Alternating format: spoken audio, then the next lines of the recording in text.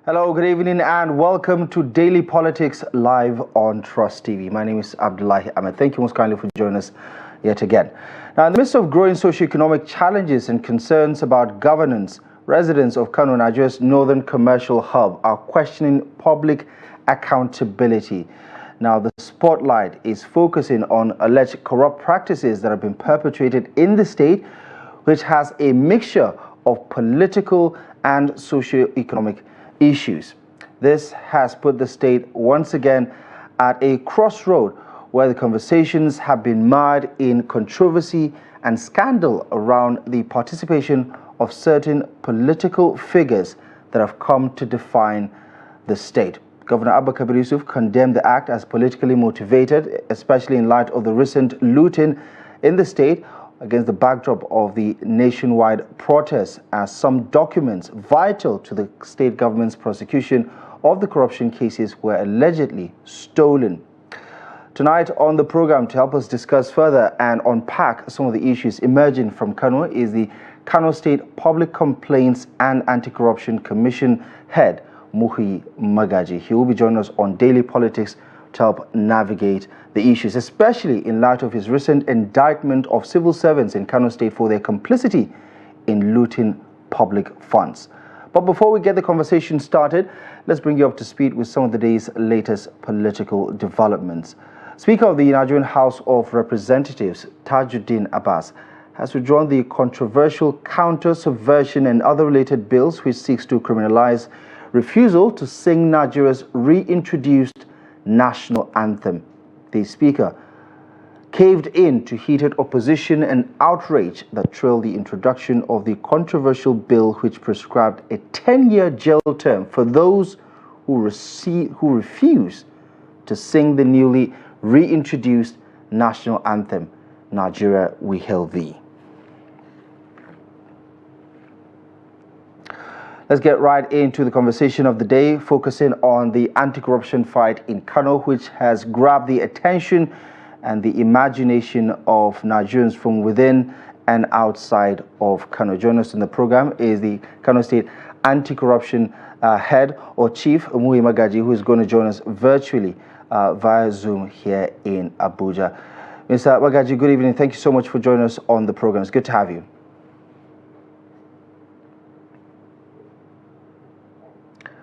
Right, we're going to work on that connection to the chairman of the Kano State Anti-Corruption Commission so we can reestablish. As soon as we establish that connection, we'll get the conversation started. But just to give you a sense of a background to some of these developments, the back and forth beyond just the court cases in Kano State is a sense that the corruption fight itself has been largely politicized, looking at the public commentary that has been making rounds across the state for the past couple of months. And of course, no signs of those political commentaries abating, especially considering the socio-economic and socio-political tensions in Kano State that has been reverberating since the emergence of the Abdullahi Yusuf administration in Kano State. So I think we have reestablished our connection to the anti-corruption chief in Kano, Muhuyi Magaji. Good evening, and thank you so much for joining us on Daily Politics. Good evening. Thank you for having me. Right, good to see you again. Let's first of all start on that note. This week you hinted at how civil servants have been culpable to a great extent in the looting spree of Kano State, or in Kano State. Can you just put that in context, what you mean by what you said during that workshop? Well, let me start with the background. What we did was to organize a sensitization workshop for all the senior civil servants of Kano State, more than 500 of them. And it's part of the mandate of the commission under Section 15 that we have to, embark on sensitization against corruption, and that's what we do because it's in the fulfillment of the mandate of the commission. So during that seminar, or rather, I made it known to them based on factual evidence that we have in authority. We have it in authority where some civil servants engage in corrupt. We were able to trace more than 18 billion naira into the account of cashiers of the local governments who often use that fund, transfer the fund into a private account, sometimes build the change and make returns to some individuals who are stationed at Kano government house with even a counter machine that collect the return and banish it. We equally trace properties that were purchased by that proceed of crime. So why we said that is because we draw the attention of the civil servant, because most of these people, they are now part of the prosecution witnesses or some of the cases that we are prosecuting, the corruption cases that we are prosecuting.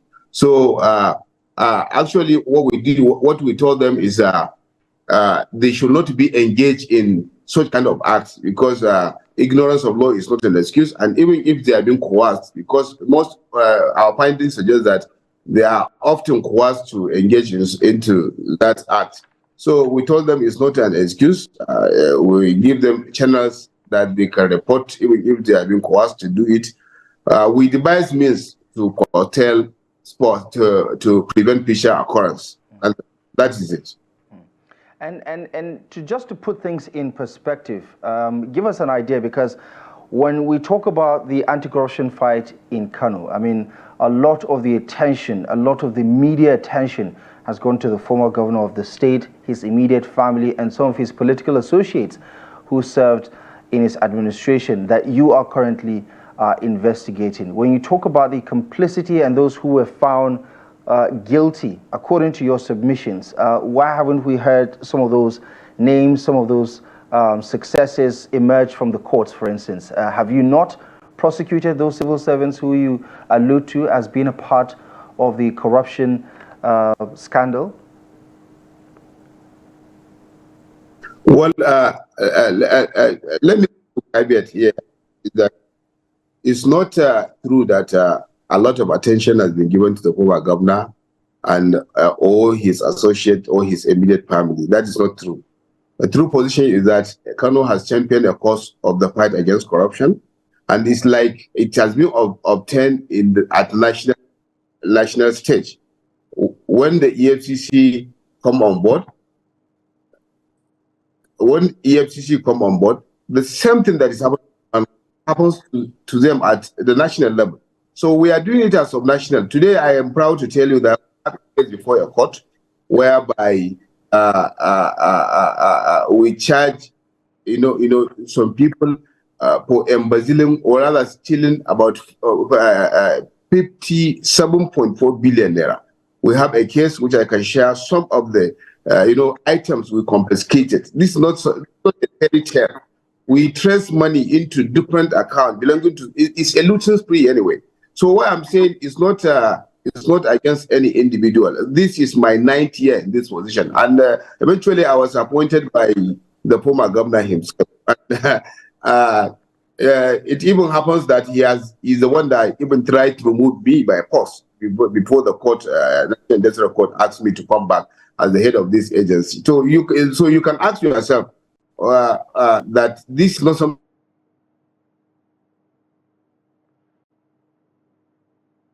During his tenure, because this commission was created in 2005. So, and the law.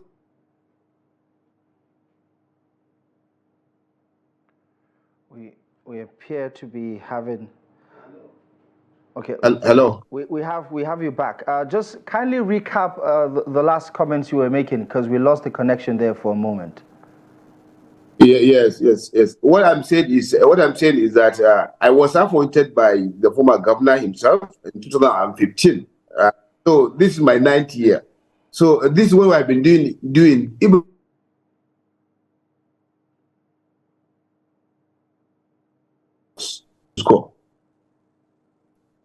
Can you hear me? Yes, we can hear you. There was an interruption, but we can hear you now. I'm sorry for that. It's an interruption by a call. So, but I was appointed by him, and if you can Google, just Google it. Search internet doesn't lie. you can see the comment of the former governor, where he said that this commission is pursuing anti-corruption war, whereby even during his time, some commissioners lost their job, some permanent secretary lost their job. We prosecute them. So if we are prosecuting during his time, nothing has changed. Only that now that he left government, the people might see it as vendetta or rather something in that nature. But as I can give you alternatively now today, in this 1 year, we were able to investigate and prosecute 2 managing directors of the state-owned corporations. We're able to prosecute to interdict many civil servants that are serving civil servants in something that happens during the time of this administration. So there's no sacred cow in Kano as far as we are concerned. And anybody that will repair to us will see that, you see, it's not because somebody belongs, some people might think if somebody belongs to opposition, then you cannot investigate him. No, as far as governance is concerned, once election is over, then governance continue. So whether opposition or somebody who is in power, it is only when somebody is found culpable. And the caveat that I said I will start is, we are not declaring anybody guilty. We don't have the power to declare anybody guilty. Our power is limited to investigation, and after investigation, the powers of the Attorney General started. Then the power of the Attorney General is to prosecute. This is Section 211 of the Constitution, and the prosecution is left for the court to determine the culpability or otherwise of a person. And anybody that is being prosecuted or that is taken before the court is presumed innocent until proven guilty beyond reasonable doubt. So we are not saying somebody is guilty here, but we are saying that we have facts, we have strong evidence that suggests that a lot of monumental corruption took place, and certainly things has to be done. There is law that is created purposely for this, and we are applying the law. There are a lot of people in Kano, outside of Kano, who are watching, observing with keen interest some of these developments, especially as it relates to some of the good work your commission is doing, and are scratching their heads about whether this commission is being used to serve a political purpose. I mean, I get the point that you just made right now about how you are apolitical. In fact, that you have successfully prosecuted or exposed the corruption within the system, even under the Abba Kabir Yusuf administration. But give us a sense where there is this public perception that the commission has now been looked at as a hunting dog of the NNPP in Kano. Well, everybody is entitled to his own opinion, and I told you I was appointed here in 2015, so which means this is my 9th year. Subtract the 2 years that I sabbatical, compulsory sabbatical. But ask yourself, if the former governor who appointed me will try to unseat me, any right-thinking person will think that there's something fishy. When I was asked to vacate office, I was asked to step aside and allow for investigation of 1 month. That the allegation was that an accountant was sent to this commission, that the commission rejected the accountant. And even as I speak to you now, I stood my ground even when I come back, that the commission is under the law, independent. Under the law, Section 8 that establishes commission says, in exercising its powers under the law, we should not be subject to the direction and control of any authority. So after that, a lot of things happened. They concocted a lot of stories simply because they don't want me back. It is the court wisdom that saw the need, and when they failed to satisfy the court that there is a cogent evidence for this man to lead this position, then they asked me to come back and even ordered for my whole salary to be paid. So now, ask yourself, why would the former governor who appointed me want out if we are not doing what we are doing, devoid of any sentiment? So, and the point I want to make here is that the same thing they are saying now is the same thing they were saying during the former governor's time. During Ganduje's administration, that's what they are saying, that the Ganduje was using Magaji to achieve his political goal. And when Ganduje was pursuing Magaji, all of them, the Downton Thomas, they kept mute. They didn't even ask. They didn't even come to my aid whether we are the people that even instigate this man to start investigating the family of this man. And it was even in the news that this man the plot to remove Kano anti-corruption boss ticket because he's investigating the Pest family, and nobody cares. So everybody is entitled to his own opinion, and with all due respect, we are doing our work. We will not be carried away by sentiment of others. In whatever you are doing is a human nature. In whatever you are doing, some people may have reservation. But one thing that I can tell you is, as far as subnational is concerned, 2005, as I told you, was the year that this commission was created. Before I was appointed, this commission, the law that established the commission, was never been appointed.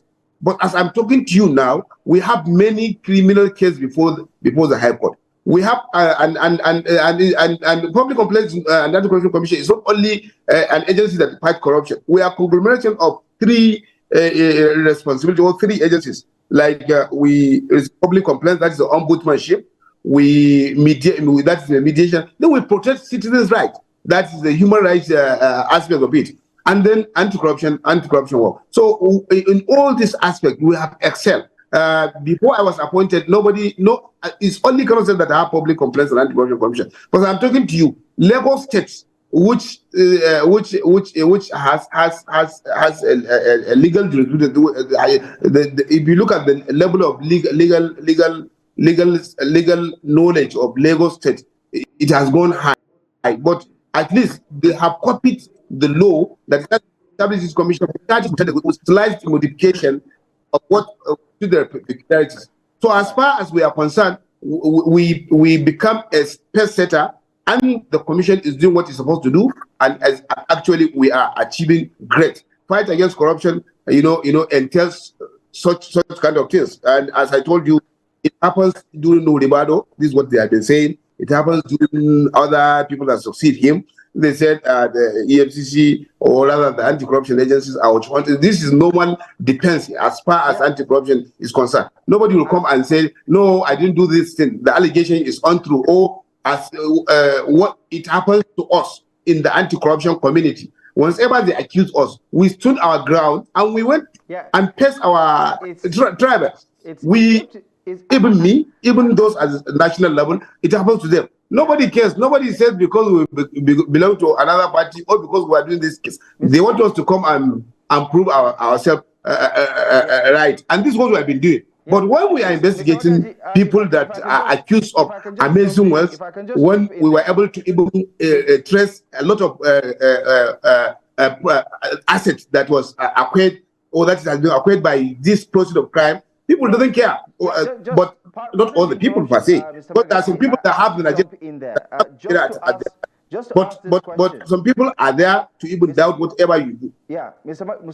Magaji, I think the jury is out on, that analogy that you're trying to make with regards to the leadership of the EFCC. I think there's enough evidence to suggest, or to even perhaps reach that conclusion, that we have had some of those leaders of the anti-graft agency that were caught with their hands in the pot for quite some time, and that has led to the unceremonious dismissal of some of those leaders of the EFCC. In fact, to date, no one has left the EFCC on good terms as its chairman. We could go back. And I just something on this. No security advisor, but I say this to make the point, right?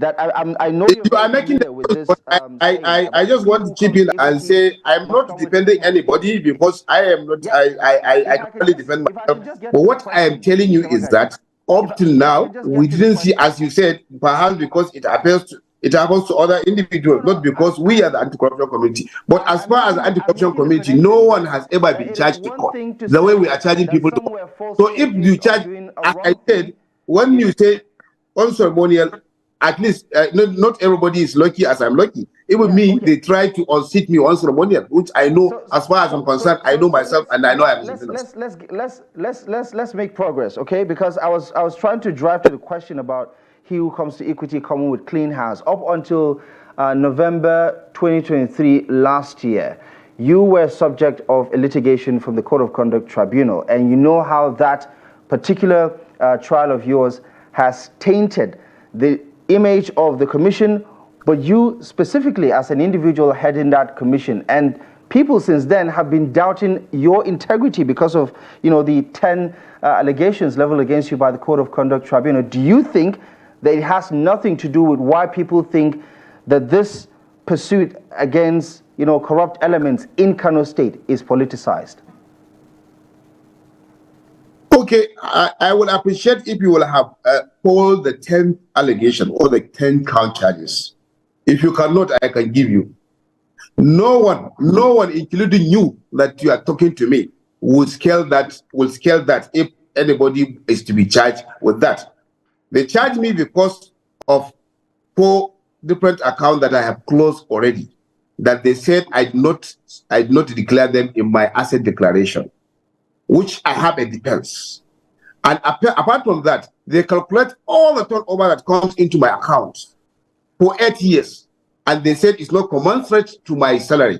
They said my income, but they are referring to my salary, not for 8 years. Then apart from that, they now raise another allegation that the Secretary to the State Government sent 5 million naira into my account. They did not care to ask what that 5 million naira is. As I'm talking to you, I said we are investigating a case whereby an individual who is holding position less than my own position, we trace 4 billion naira of Kano State government property, Kano State government fund to him, and we are able to block 700 million naira into different accounts belonging to him. Like now, I challenge them that they took me to Code of Conduct Bureau. Let them come and publish the account and how much is contained in that account. They are saying. So I am not here to depend or to bring the matter that the court here. But what I am saying is, if you fight corruption, corruption fight back. This is what Professor Ngozi Okonjo-Iweala said, and I believe that once you are fighting corruption in Nigeria, it's like you are fighting Sinaloa cartel in Colombia, because they will do whatever. Because as you said, you who come to equity must come with clear. What do you people expect us to come from? Perhaps to come, we are part of the society. But what I'm telling you, nobody will achieve the peak this commission has achieved if his hand is sought into corruption. If there's corruption, there's no progress, because corruption will compromise whatever you are doing. How much do you think I will get in the case that we are charging somebody 5 billion? How much do you think, if I want to compromise, how much do you think I want to get? So what I'm trying to tell you here is that they charge me to Code of Conduct Bureau. When we come, like now, we charge some people, they didn't come to court. When even the court ordered prosecution service, they refused to come to the court. When they charged me, I went to the court. I went there, they called the charges, I denied. Where he who alleged has to prove. We asked them to come and prove their case. They didn't. What they did was to come with a motion. What they come with a motion that I should step aside. That was the ultimate objective. We know we know all the things. In fact, it's not that you come here in the public galore to start, bringing out what you have uncovered. But this if assuming now, why do you think this, what you are saying, that even have a political semblance? Because those people that went to the Code of Conduct Bureau, they are the same people that we are investigating, and they went to the Code of Conduct Bureau after we started investigating them. Right. Okay. We are doing this when they go there. And we know it is because they want to stop us from doing what we are doing. It's just a distraction. Okay. They failed to prosecute their case. What they did was to make sure that I left the office. When I appeal, even when I appeal the judgment, I appeal the order, they come with a motion for contempt. It's only when we go to court of appeal that they now stop at Court of Conduct Bureau. And they come back to Kano. They want to go to Federal High Court with the same order of the Court of Conduct Bureau and ask a judge here in Kano, who is a judge perhaps of Court of Conduct Bureau, and sit on appeal when we have a Court of Appeal order, interlocutory order that says everything should be stopped, that asks us to stop. Yeah. So it's like, yeah, I can hear you, but for want of time, if I can squeeze this question in before we go any further. So what I'm telling you is, as I'm taking you now, if I go in Kano, review a Court of Appeal order and ask Muhuyi Magaji to vacate office, or police shall withdraw their police personal from public complaint. This is a clear cut of which one. This is a clear cut of case of politically motivated case. Okay. But not what we are doing in Kano. Okay. What we do, we investigate, we take them to court, let them come and let us prove the case. Okay. Talking about the politics, because the politics of Kano is on a different dimension compared with other northern states, for instance. Much of the developments within the state itself has some sort of political coloration. Do you worry about, the commentary and how it is being politicized, where you as a commissioner, as you alluded to, are just trying to do your job, but the people have a different perception about what is actually going on? Do you worry that, that in itself is skewing the course of justice? I think this is a problem with Nigerian society. And it's not peculiar to public complaints and anti-corruption commission. I will reiterate this. When Donald Trump was accused in America, he was accused in New York. Everybody, including his supporters, even when they have reason, they did not support him to subvert the course of justice. It is only when people submit themselves to the due process of law that is when we will know whether or not they have a case to answer. Everybody will be looking for rather something to hide on. So what we are saying is, even if people have a reservation, they are entitled to their own opinion, and they can have reservation. But I am telling you, they will be disappointed after the case. They will highly be disappointed because all these cases are urgent cases. And this is something, in fact, that is why we have constitution. That is why we have laws. These laws are there. They come to cure certain mischief. The mischief here is corruption. And people are engaging in corrupt practice. Like now, I was asked that social amount is not commensurate to my income. But the same person that is owning my account was able to acquire a hotel of 200 capacity in Kano here, using a proxy name, which the commission was able to uncover. So we will just keep silent because we are afraid somebody will just come and say whether or not we are in politics. No. Everybody after election, that is why if you are subscribing to oath of office, you will say, I'll do right to all manner of people without fear or favor, affection or ill will. Today, I have a managing director of the ARTV, that's the Kano State Television, who used to come to the court after we charge him with his red cap. So we are doing our best. Anybody that ask yourself, why are we going to spend our time, spend money to invite all the directors in Kano in one place and ask them that this is what we uncover and we don't want you to engage in this? All right. This is a sincere point. Yeah, okay. Just before we go, I don't know if you can comment on today's development, because we understand the Kano State government is talking about how the recent hunger protest has led to the looting of certain sensitive documents that you're using in the prosecution of some of these corruption cases. Do you care to comment on that development? Well, yes, I think His Excellency was briefed after he visited but the prosecution is aware, and I think we have provided an alternative. We have provided other document because we have to reproduce another document to send to the court. So I think we have done that because I am aware of it since the day after the. So I think we have provided documents. It's not all. I think based on that I have, not all of it. And we are able to